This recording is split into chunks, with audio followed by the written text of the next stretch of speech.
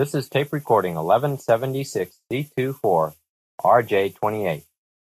This is an address by L. Ron Hubbard, personally recorded and mixed by L. Ron Hubbard and the staff of LRH Audio Visual, especially for your org.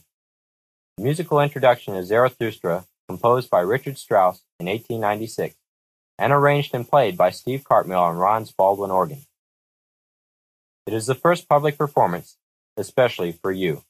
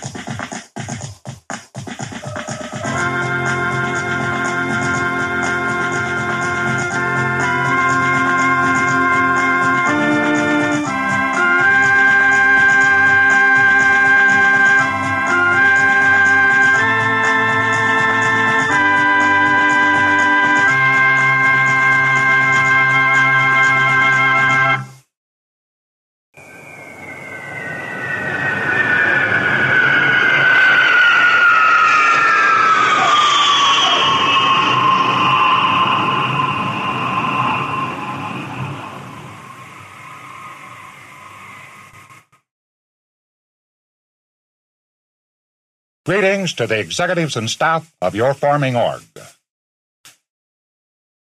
Recently, I brought about a reorganization for you and gave you a very specific and positive terminal in the Flag Bureau to take care of your needs. I'm very interested in your growing up and getting big and taking control of your area and becoming very full-fledged and very much able to handle your area. You shouldn't worry about the difficulties the public is having. You're there to handle the public.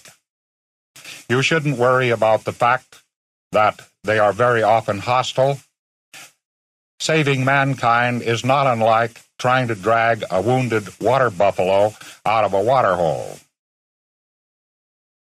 Above all else, it takes confront. The environment of man has been muddied up by psychiatry and psychology. Scientology over the world is putting them on the run. Their day has ended. Their star has set. We are the new future, and we are making it good. And I expect your org to carry on, hold the form of the org, get fully manned, and ready to go, and take off like a rocket.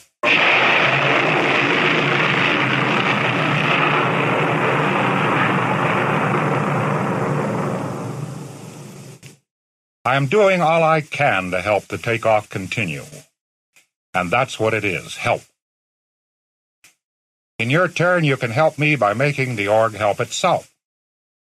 An org is looked upon in terms of what its CO or ed is accomplishing, what its individual staff members are accomplishing. It is looked on the basis of who is there and what they are accomplishing. It is not looked on for what Flag does for it, quite the reverse. The more Flag has to do to bring about an org's prosperity, the lower opinion it has of the CO, the ed, and the staff. Exterior management begins to look for who is stopping the scene from functioning and what can be done to make it function.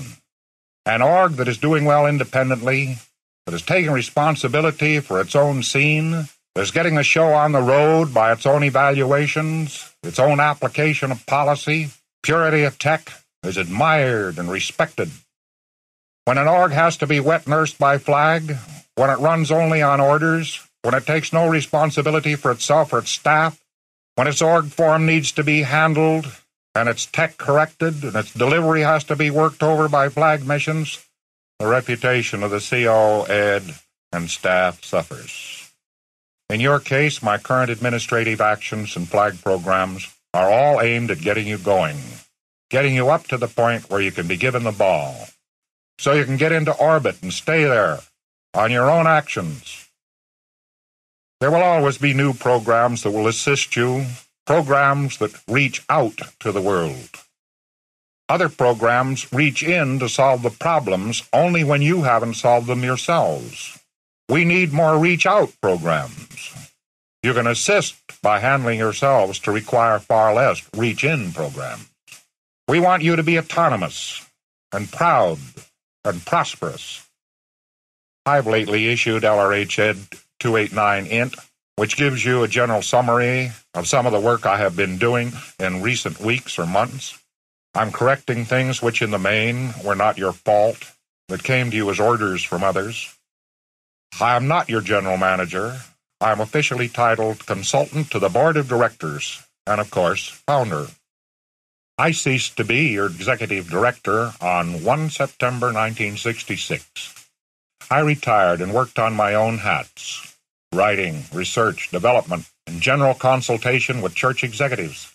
There have been many fine people handling things since that time, directly on your lines, expanding the numbers and impact of Scientology.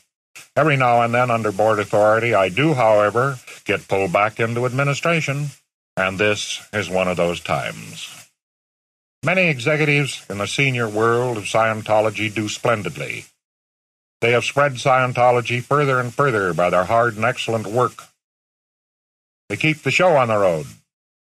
There was a time when Scientology's forward progress was totally dependent on what I got done. This is no longer the case. Stellar amongst those senior bodies is the Guardian Office, is the foremost organization of its kind on the planet, and you are very lucky to have it, and so is the planet. And there are other fine networks. There are many old-time, long-experienced senior executives directly on your lines today. They all want you to succeed.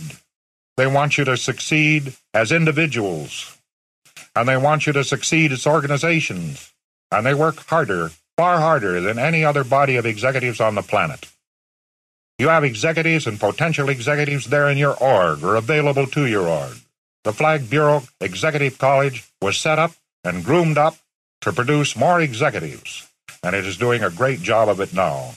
It is very thin at the top, particularly when you have the whole planet opening up.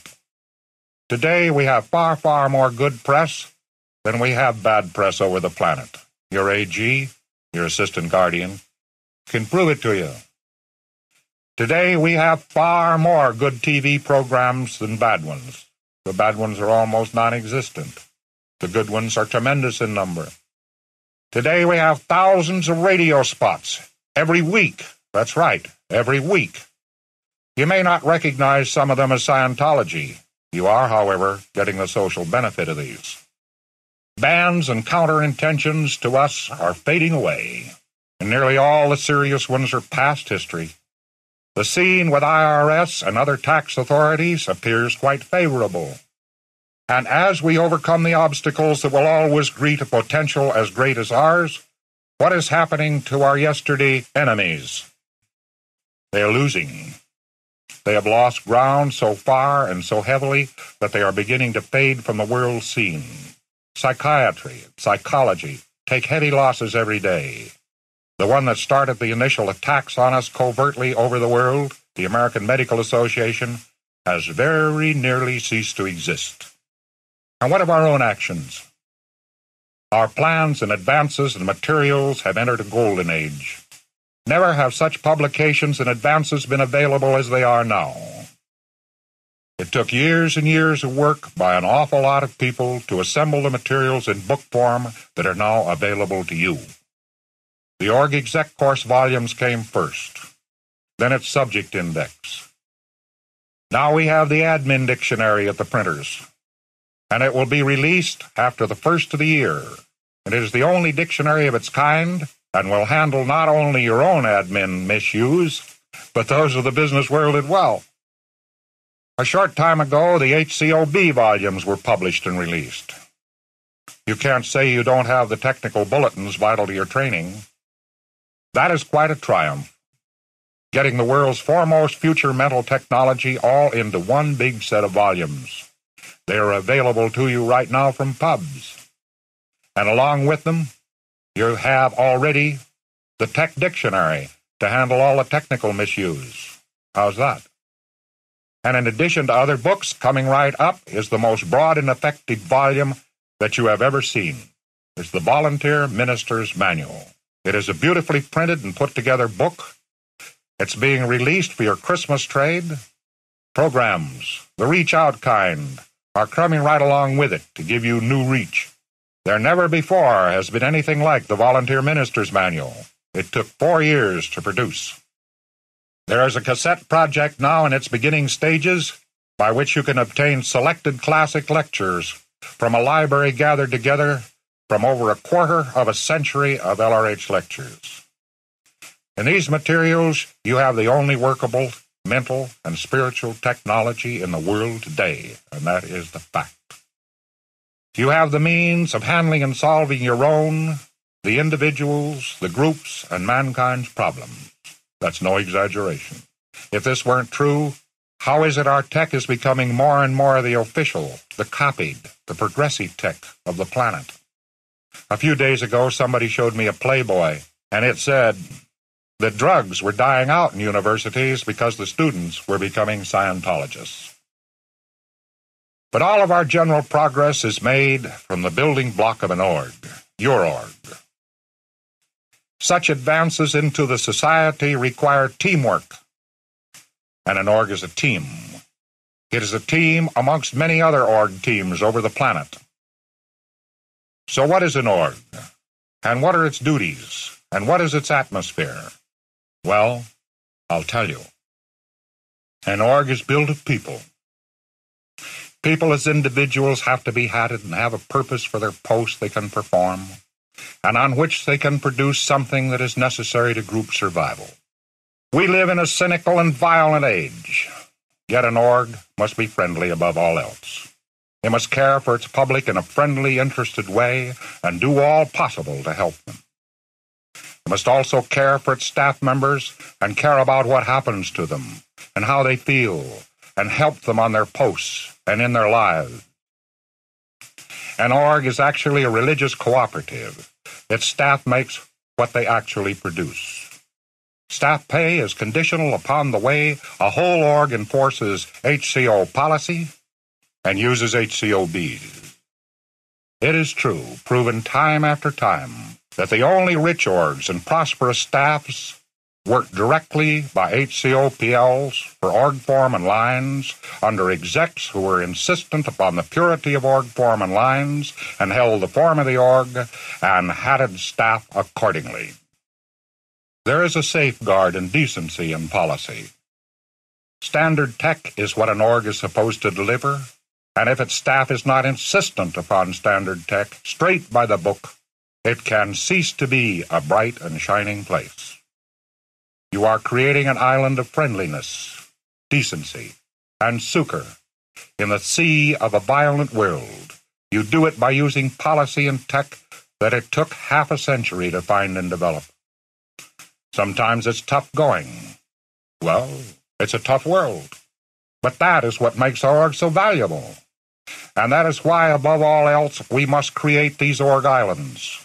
Sometime in the future, the islands will become the sea, and it will happen because you took this advice, these PLs, and this tech, and used them purely and as they were intended, to succor man from the gathering darkness and decay of this earth's civilization. Others talk about a better world. We are making one. And what I have just told you is the winning way to do it. So don't regard it lightly. We're the only chance man has. Don't forget it.